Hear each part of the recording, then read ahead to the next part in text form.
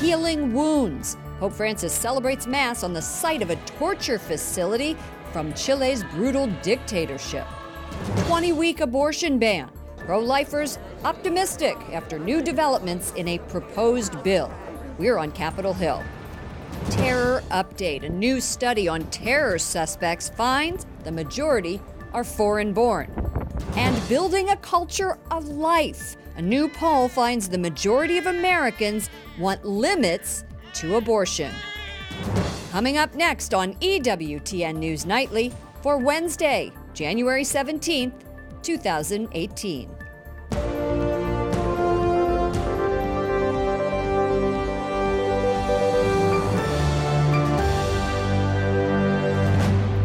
Conocimiento mutuo no puede. Pope Francis calls for an end to violence in Chile as he travels to the heart of the government's conflict with indigenous groups. It comes hours after another church bombing, bringing the total to 10. Radicals torched 3 helicopters.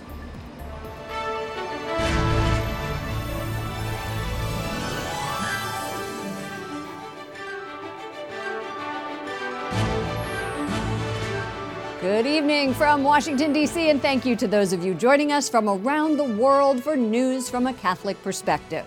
I'm Lauren Ashburn. In a symbolic gesture, the Holy Father celebrated Mass on the site of a former air base. It was a torture chamber used during Chile's brutal dictatorship in the 70s and 80s. He did this in front of a crowd of about 150,000 and admonished current radicals, saying violence begets violence.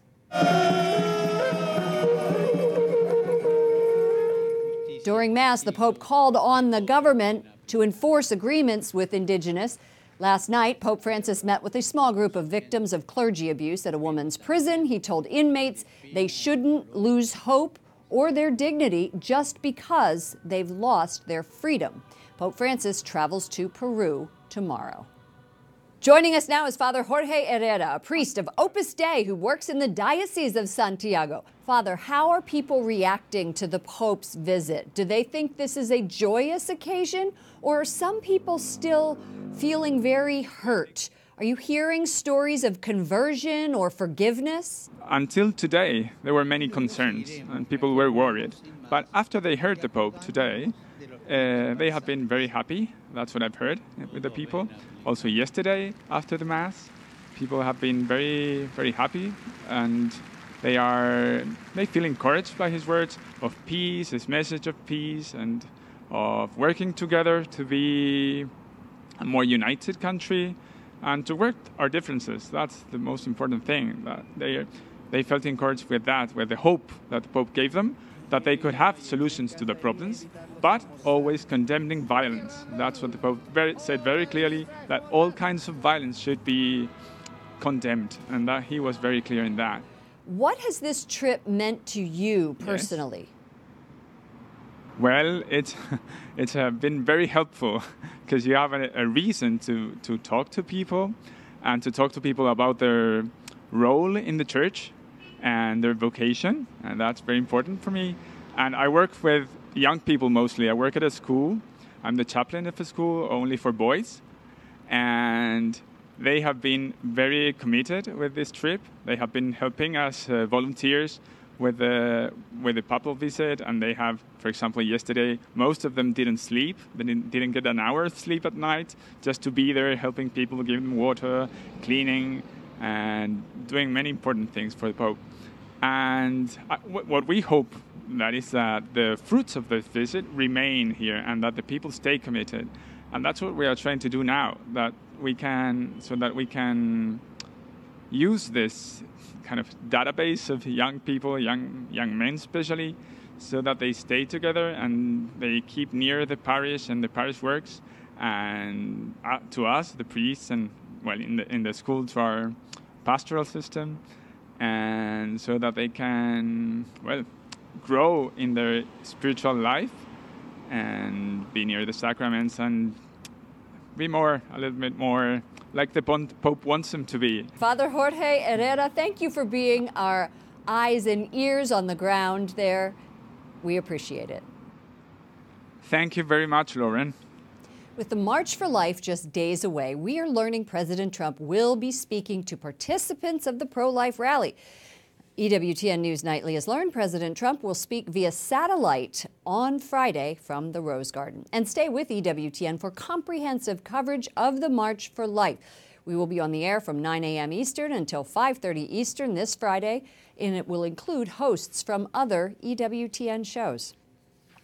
Senate Majority Leader Mitch McConnell uses a little-known Senate rule to fast-track the 20-week abortion ban, putting the bill on the calendar immediately. Let's go to Capitol Hill correspondent Jason Calvi. Good evening, Jason. Good evening, Lauren. This step means the bill doesn't need to go to committee and can be picked up for a vote at any time. Senator Lindsey Graham, the bill's sponsor, today hosted pro-life lobbyists. They tell me they're optimistic the Senate will vote soon. Students for Life President Kristen Hawkins urges the Senate to pass the 20-week abortion ban, called the Pain-Capable Unborn Child Protection Act. This is a key human rights issue. And in simple science, we know at 20 weeks in utero, a child can feel excruciating pain. We're one of only 7 countries in the entire world that allows abortion this late into pregnancy. We're in the same camp as countries like North Korea and China. National Right to Life drafted the bill, which lays out an argument unborn babies can feel pain and deserve to be protected by law. The science came out of not the pro-life movement or any sort of ideology, but people that were performing procedures on very premature babies and people that were doing fetal surgeries on unborn babies, like for spina bifida, things like this. And so they found that they needed to give the child anesthesia and that the child had much better outcomes, and they needed to give it at about this age. In 2015, the bill died in the Senate. On this vote, the yeas are 54 and the nays are 42. But pro-lifers say this year's vote is still very important. They need to be on record before their constituents go to the polls in November to say, this is where I stand, and I either stand with my constituents or I stand against them. Hawkins adds, if Republicans fail to bring the bill up for a vote, it will demonstrate a failure of leadership. Lauren? Jason, other than the United States, what are the countries that allow abortions after 20 weeks? Pro-life research organization, the Charlotte Lozier Institute, finds, in addition to the United States, just 6 countries allow abortions after 20 weeks. That's Canada, China, the Netherlands, Singapore, Vietnam, and North Korea.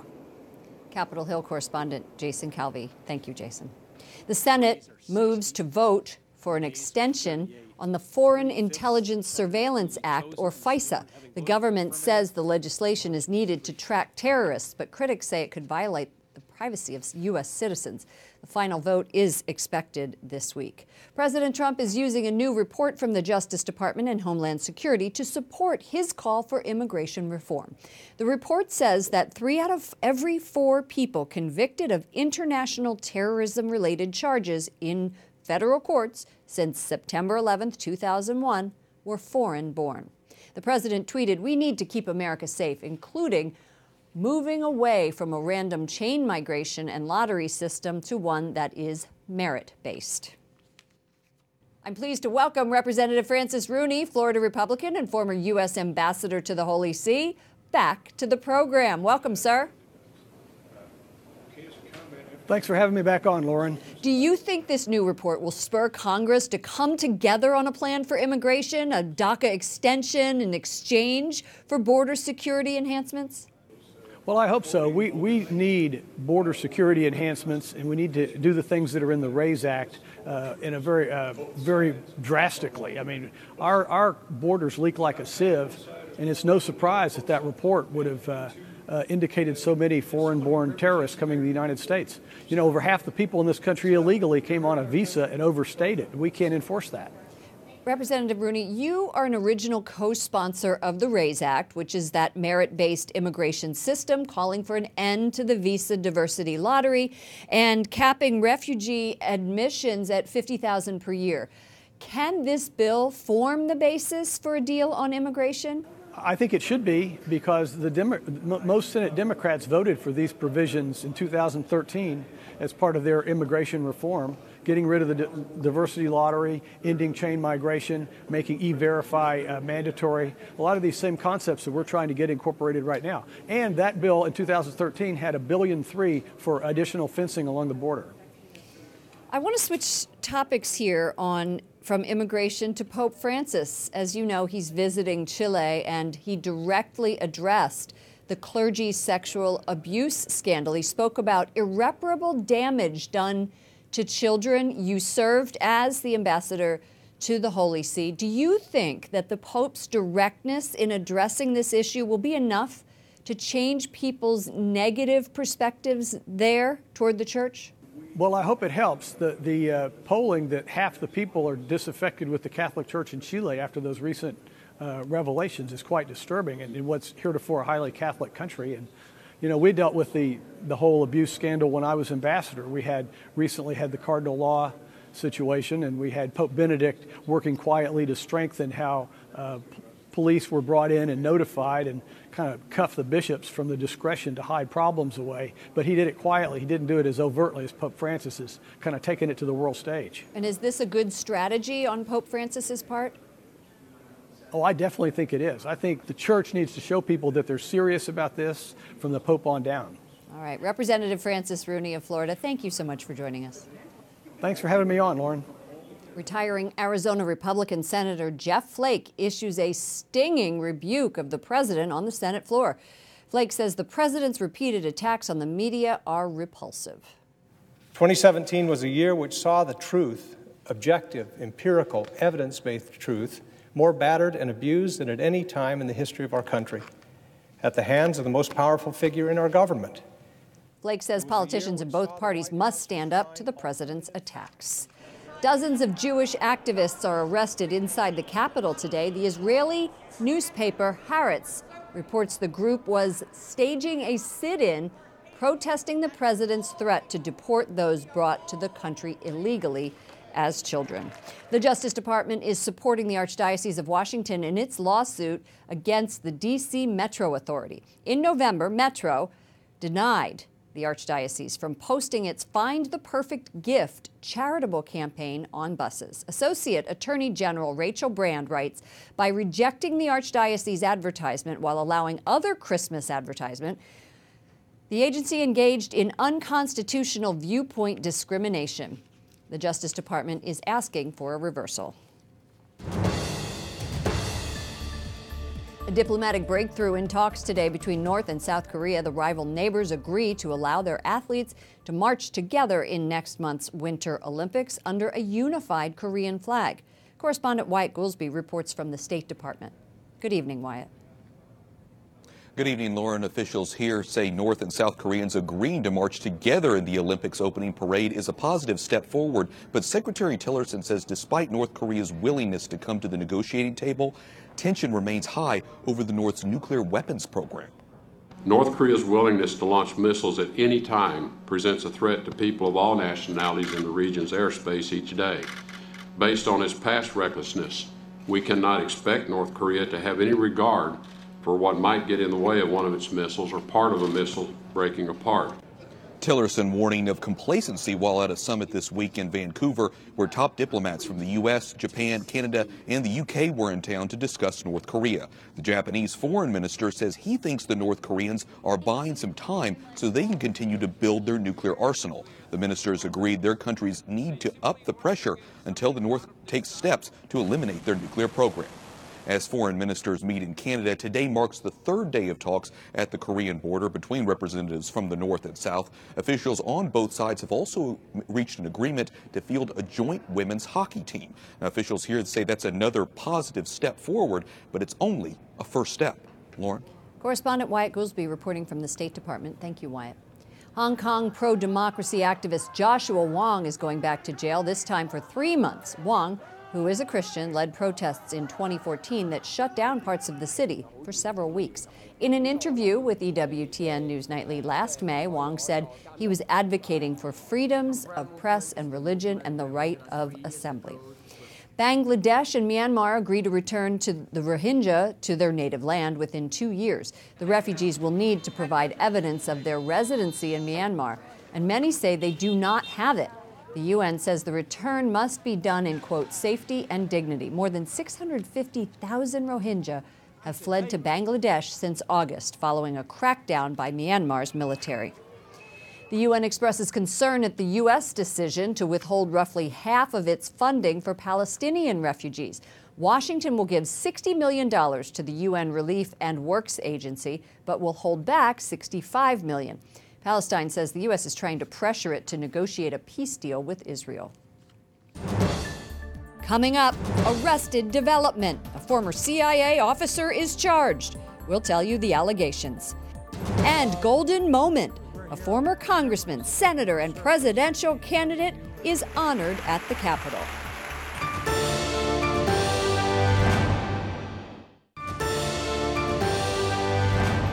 A former CIA officer is arrested in New York and charged with illegally keeping classified information. The Justice Department says 53-year-old Jerry Chung Sing Lee was carrying notebooks with the real names and phone numbers of undercover CIA employees. Government officials say the information could cause exceptionally grave danger to the national security of the U.S. The White House brings attention to the opioid crisis during a forum for women. Faith surfaces as one of the solutions. White House correspondent Mark Irons reports. Good evening, Mark. Good evening, Lauren. President Trump and top White House officials like Kellyanne Conway spoke at yesterday's event. The topics covered everything from the economy to national security, but the conversation that caught my attention included faith and the fight against the opioid crisis.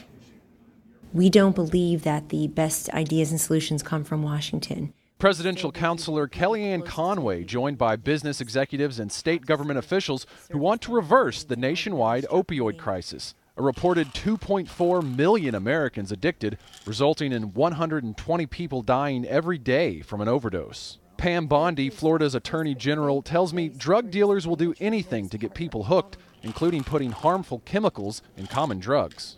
So if anybody's watching, don't take anything from anyone without a prescription and you don't know what it is, because you can die.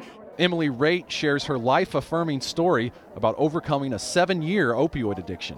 I believe without Jesus Christ, I'd be dead right now. Raitt says she was saved by a year-long faith-based recovery program. I am currently about to hit 6 years sober next month. Thank you. Now, Raitt is a homeowner, wife, and pregnant mother. She tells me God completely transformed her life. I believe that is what is the changing factor, and it has been. It's very interesting if you hear other people's stories, even if they go into a different line, they do recognize that God is the bigger picture, and when he wants to redeem somebody, he will. And it's with him that I'm able to be standing here today. The White House will include faith-based recovery programs in its arsenal of tools to help end opioid-related deaths. Kellyanne Conway, who leads the White House initiative to come up with solutions, said yesterday, "We talk to the faith-based community all the time." Lauren? Mark, there is a nationwide call for everyone to join this fight and come up with answers. It is one of the biggest epidemics our country has ever seen. What other weapons are being used? Lauren, Walmart is introducing one. Today, the retail giant announced when their customers have opioid prescriptions filled, the pharmacy will provide a free powder that can be used to turn any leftover medicine into a useless gel that can then be thrown away. White House correspondent Mark Irons, thank you. Former Senate Majority Leader Bob Dole receives the Congressional Gold Medal. I'm extremely honored to accept this great honor. Dole receives Congress's highest honor for his service as a soldier, legislator, and statesman. The decorated World War II veteran set the record for the longest-serving Republican leader during his 27 years in the Senate. Dole ran for president in 1996, but he lost to Bill Clinton. Up next, inside the numbers, Andrew Walther of the Knights of Columbus is here to tell us about a new poll on abortion. And Michigan meteor, could it be?